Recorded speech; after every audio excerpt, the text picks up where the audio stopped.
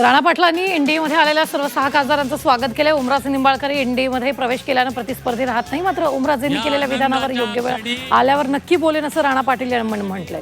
तर महायुतीत आल्यावरही संघर्ष कायम असल्याचं विधान ओमराजेंनी केलं। पहिल्याच पावसात मुंबईची तुंबई झाली आणि यावरून माजी महापौर आणि महापालिकेच्या विरोधी पक्षनेत्या किशोरी पेडणेकर आणि महापौर ऋतू तावडे यांच्यात आरोप प्रत्यारोप सुरू झाल्याचं पाहायला मिळालं। लढाईच्या आधीच भाजपच्या तलवारी मॅन केल्यात। नाल्यांमधील गाळ काढलाच नव्हता, त्यामुळे मुंबई तुंबल्याचा आरोप किशोरी पेडणेकरांनी केला। तिसरीचा मुलगा सुद्धा चांगला वाचतो असा टोला किशोरी पेडणेकरांनी राहुल नार्वेकरांना लगावलेला। एवढ्या मोठ्या पदाच्या व्यक्तीला मराठी वाचता येत नाही हे गंभीर असल्याचंही त्यांनी म्हटलंय। मुंबईत 100% नालेसफाई झाली, मात्र मुंबईची रचनाच अशी असं वक्तव्य भाजप आमदार प्रवीण दरेकर यांनी केलंय। विरोधक आरोप करणारच असं सुद्धा त्यांनी म्हटलेलं आहे।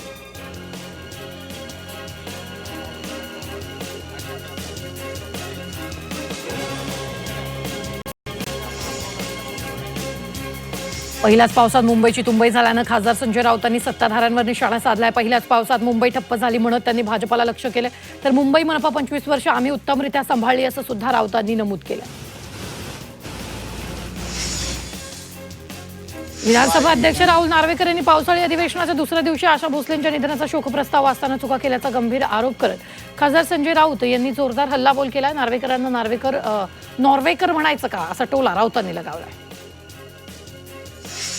राज्यातील अनेक जिल्ह्यांमध्ये बालविवाहाचं प्रमाण चिंताजनक असल्याची माहिती विधानसभेत सरकारकडून सादर करण्यात आली। परभणीत सर्वाधिक 48% मुलींचं लग्न 18 वर्षापूर्वी झाल्याची माहिती आहे। बालविवाह रोखण्यासाठी सरकार मोठं पाऊल उचलत आहे। लग्नपत्रिकेवर आता वधू आणि वराच्या नावापुढे जन्मतारीख लिहावी लागणार आहे। राज्याचे मुख्य माहिती आयुक्त राहुल पांडे आणि ज्येष्ठ समाजसेवक अण्णा हजारे यांच्यातील राळेगण सिद्धी येथील बैठक निष्फळ ठरली। माहिती अधिकार कायद्यातील नियमांमध्ये बदल केल्यानं अण्णा हजारेंनी 5 जुलैपासून उपोषणाचा इशारा दिला। त्याच अनुषंगानं ही बैठक झाली, मात्र ही बैठक निष्फळ ठरली। राज्य परिवहन महामंडळाची आर्थिक स्थिती अत्यंत बिकट असल्याची कबुली परिवहन मंत्री प्रताप सरनाईक यांनी विधानसभेत दिलेल्या लेखी उत्तरातून समोर आली। आर्थिक अडचणींमुळे भविष्य निर्वाह निधी विश्वस्त आणि उपदान निधी विश्वस्त मंडळाकडे मे 2026 अखेर कोटी 12 लाख रुपयांची देणी प्रलंबित आहे। याचा थेट फटका निवृत्त अधिकारी आणि कर्मचाऱ्यांना बसतोय। राज्यातील हॉटेल्स, रेस्टॉरंट आणि इतर खाद्यपदार्थ विक्रीच्या ठिकाणी ग्राहकांना पिण्यायोग्य आणि सुरक्षित पाणी मोफत उपलब्ध करून देण्याचे निर्देश देण्यात आलेत। प्रत्येक ठिकाणी याबाबतचा फलक लावणंही बंधनकारक राहणार आहे असं स्पष्ट करण्यात आले।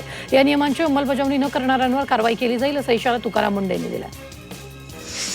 मालाडमध्ये रेल्वे प्रशासनाच्या निष्काळजी कारभाराविरोधात मनसेच्या वतीनं आंदोलन करण्यात आले। स्थानकावर नव्याने उभारण्यात आलेल्या प्लॅटफॉर्मवर अद्याप छताची व्यवस्था करण्यात आलेली नसल्यानं प्रवाशांना पाऊस आणि उन्हाचा मोठा त्रास सहन करावा लागतोय। या समस्यांविरोधात महाराष्ट्र नवनिर्माण सेनेनं आंदोलन केलं। नवी मुंबई आंतरराष्ट्रीय विमानतळाला दिबा पाटील यांचं नाव देण्यात यावं यासाठी खासदार सुरेश म्हात्रे यांच्या नेतृत्वाखाली प्रकल्पग्रस्तांनी रॅली काढली। दिबा पाटील यांच्या पुण्यतिथीनिमित्त कार रॅली काढण्यात आली। केंद्र सरकारनं नवी मुंबई आंतरराष्ट्रीय विमानतळाला दिबा पाटील यांचं नाव देईपर्यंत आंदोलन सुरूच राहील असा इशारा दिलेला आहे। राज्यातील ऑनलाईन 11वी प्रवेश प्रक्रियेच्या तिसऱ्या नियमित फेरीत 48,253 विद्यार्थ्यांनी आपले प्रवेश निश्चित केले। मात्र 8 लाख विद्यार्थ्यांचे प्रवेश बाकी असल्यानं प्रवेश प्रक्रियेवरील ताण कायम आहे। बेस्टनं 1,500 मिडी एसी बस भाडेतत्वावर घेण्याचा निर्णय घेतला। या बस 12 वर्षांसाठी भाडेतत्वावर घेताना तब्बल 7,027 कोटी रुपये बेस्ट उपक्रम खर्च करणार आहे। त्याचा दर प्रस्तावाला मंगळवारी बेस्ट समितीच्या बैठकीत मंजुरी देण्यात आली, त्यामुळे बस येण्याचा मार्ग मोकळा झाला। मुंबईतील हजारो जुन्या आणि जीर्ण पागडी इमारतीच्या पुनर्विकास प्रक्रियेला गती मिळणार आहे। पर्यटन मंत्री शंभूराज देसाई यांनी विधान परिषदेत ही माहिती दिली। राज्य सरकारनं लागू केलेल्या नवीन ऐतिहासिक आराखडा आणि धोरण यामुळे लाखो रहिवाशांना सुरक्षित घरांचा आणि हक्कांचा मार्ग मोकळा झाला। शिवभोजन केंद्रांना व्यावसायिक गॅसचा पुरवठा सुरळीत होणार असून पडलेली केंद्र लवकरच पुन्हा सुरू करण्यात येतील असं अन्न नागरी पुरवठा मंत्री छगन भुजबळ यांनी ग्वाही दिली आहे। शिवभोजन केंद्राची संख्या वाढवण्याबाबत मुख्यमंत्र्यांनी अर्थ खात्याशी चर्चा करून असंही त्यांनी म्हटलेलं आहे। महाराष्ट्र नॉलेज कॉर्पोरेशन लिमिटेड अर्थात MKCLच्या MSCIT या लोकप्रिय डिजिटल साक्षरता अभ्यासक्रमाला स्कॉच अवॉर्ड प्रदान करण्यात आले। डिजिटल परिवर्तन, कौशल्य विकास आणि नागरिक सक्षमीकरण क्षेत्रातील उल्लेखनीय योगदानाबद्दल हा राष्ट्रीय सन्मान देण्यात आला। गेल्या 25 वर्षापासून लाखो नागरिकांना डिजिटलदृष्ट्या सक्षम बनवणाऱ्या MSCITच्या कार्याची ही राष्ट्रीय पातळीवर दखल मानली जाते। राज्यात यावर्षी वाढलेल्या उन्हामुळे गेल्या वर्षीच्या तुलनेत विजेच्या मागणीत 19.5% वाढ झाली। साधारणपणे 4,000 मेगावॉट वाढीव विजेचा पुरवठा करण्यात आला। या काळात राज्यात कुठेही भारनियमन करावं लागलं नाही अशी माहिती मुख्यमंत्री देवेंद्र फडणवीस यांनी विधानसभेत दिली। कृत्रिम बुद्धिमत्ता, डिजिटल तंत्रज्ञान आणि ई शासनाच्या वाढत्या प्रभावाच्या पार्श्वभूमीवर IIT मुंबईने डिजिटल गव्हर्नन्स विषयातील ई पोस्ट ग्रॅज्युएट डिप्लोमा अभ्यासक्रम सुरू करण्याचा निर्णय घेतला. हा अभ्यासक्रम 2 वर्षाचा असून पूर्णपणे ऑनलाईन असेल. वसई विरारसह संपूर्ण पालघर जिल्ह्यात गेल्या रात्रीपासून मुसळधार पावसानं जोरदार हजेरी लावली असून अनेक भागांमध्ये पाणी साचल्याने जनजीवन विस्कळीत झाले. वसई विरार आणि नालासोपारा शहरातील सखल भाग जलमय झाले. अनेक रस्ते पाण्याखाली गेले, त्यामुळे वाहन चालकांसह नागरिकांना मोठ्या गैरसोयीचा सामना करावा लागतो. कल्याण डोंबिवलीत पावसाची रिमझिम सुरू आहे. पावसामुळे उकाड्यापासून नागरिकांना दिलासा मिळाला. पावसामुळे वातावरणात गारवा निर्माण झाला.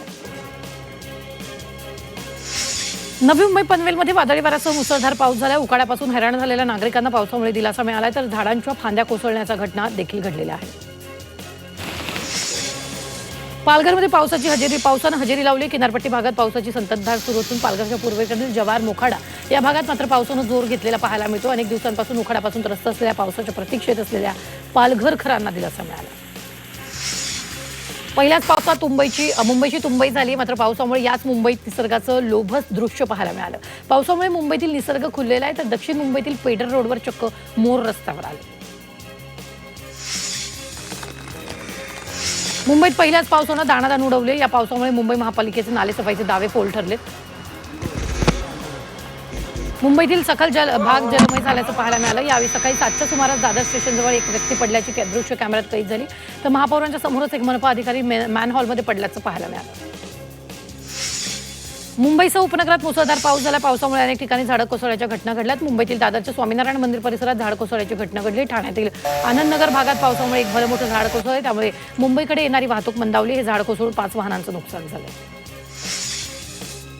नालासोपारामध्ये झालेल्या पावसामुळे तुळींज पोलीस ठाण्याच्या परिसरात पाणी साचल्याचं चित्र समोर आले. विशेष म्हणजे पहिल्याच जोरदार पावसात पोलीस ठाण्याच्या आवारात आणि काही भागांमध्ये पाणी शिरल्यानं प्रशासनाच्या पावसाळी तयारीवर प्रश्नचिन्ह निर्माण झालंय.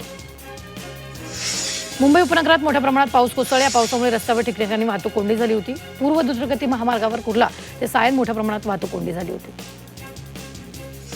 रेल्वेच्या इंजिनमध्ये अजगराचं पिल्लू आढळून आले. मुंबईतील छत्रपती शिवाजी महाराज टर्मिनस इथे ही घटना घडली आहे. रेल्वे कर्मचाऱ्याच्या निदर्शनास बाब आल्यानंतर त्यांनी तात्काळ सर्पमित्रांची मदत मागितली. त्यानंतर योग्य खबरदारी घेत अजगराच्या पिल्लांचं रेस्क्यू करत त्याला सुखरूप नैसर्गिक अधिवासात सोडण्यात आले. राज्यात विविध महामार्गाच्या बांधकामासाठी गेल्या 12 वर्षात 5,30,000 वृक्षतोड झाल्याची कबुली राज्य सरकारनं दिली. भाई जगताप यांनी विचारलेल्या प्रश्नाच्या उत्तरात सार्वजनिक बांधकाम विभागानं हे लेखी उत्तर दिले. मात्र त्याचवेळी महामार्गाच्या दुतर्फा 51,10,000 झाडांची लागवड केल्याचंही विभागाकडून स्पष्ट करण्यात आलं. ठाण्यातील साईधाम सोसायटीमधील घराला वरील मजल्यावर आग लागली. अग्निशमन दलाच्या मदतीने आग आटोक्यात आली. मात्र आगीचं कारण अद्याप अस्पष्ट आहे. उल्हासनगरमध्ये विठ्ठलवाडी पोलिसांनी कारवाई केली. गावठी बनावटीचा रिव्हॉल्वर बाळगणारा 21 वर्षीय तरुणाला अटक केली. आरोपीकडून सुमारे 40,000 रुपये किमतीचं गावठी रिव्हॉल्वर जप्त करण्यात आलं.